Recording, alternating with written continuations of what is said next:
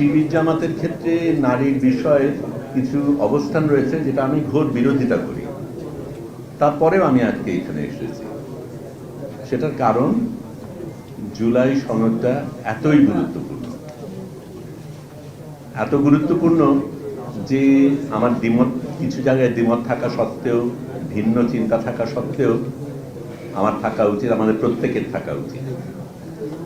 আমি যেই কথাগুলি বলছি সেটা বলতে গিয়ে আমি জুলাই যোদ্ধাদের স্মরণ করি, তাদের ত্যাগের কথা স্মরণ করি, তাদের সংগ্রামকে শ্রদ্ধা জানাই, তাদের সালাম জানাই।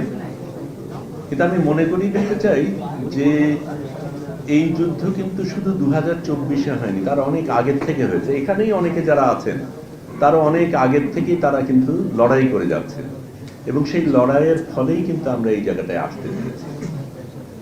2018-র কথা যখন বলি, তখন ছবি তুলতে গিয়ে, একটু আগে কথা আমাকে জিজ্ঞেস করছিলেন আপনি ছবি তুলবেন না কথা বলবেন, আমি ছবি তুলি। এবং ছবি যখন তুলছিলাম, রাজপথে যখন ছিলাম, চারিদিকে যখন টিয়ার গ্যাস ছিল, গোলাগুলি হচ্ছিল, তখন ছাত্রছাত্রীরা একটা প্ল্যাকার্ড হাতে নিয়েছিল যেটা আমাকে ভীষণভাবে স্পর্শ করেছে। এই সরকারের মেরামত চাই, আমরা দেশের মেরামত চাই, রাষ্ট্রের মেরামত চাই।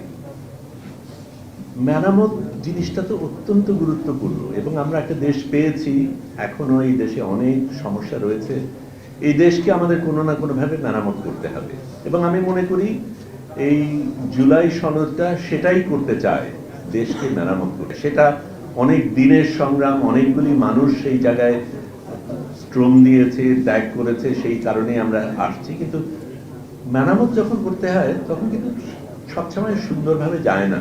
রাস্তাঘাট মেরামতের ক্ষেত্রে তো আমাদের সমস্যা হয়, সেটার ক্ষেত্রে কিছু কিছু মানুষের একটু বেশি সমস্যা হয়। তারপরেও বৃহত্তর স্বার্থে যে জায়গায় আমরা পৌঁছতে চাই সেটার কথা ভেবে আমরা মেরামতটা করি। এখন কিছু কিছু জায়গায় সমস্যা আছে বলে আমি মেরামতটাকে বাদ দিয়ে দেব, এটার কোনো যুক্তি আমি দেখি না।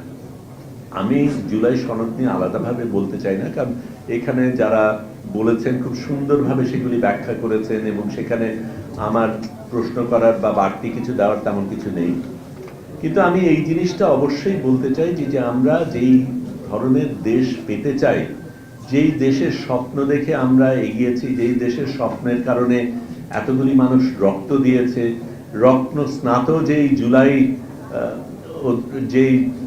জুলাই সনদ আমরা সামনে পেয়েছি, সেটাকে আমরা উপেক্ষা করে দেব কিছু কিছু জায়গায় আমাদের দ্বিমত আছে বলে, এটা আমার জন্য যুক্তিসঙ্গত না।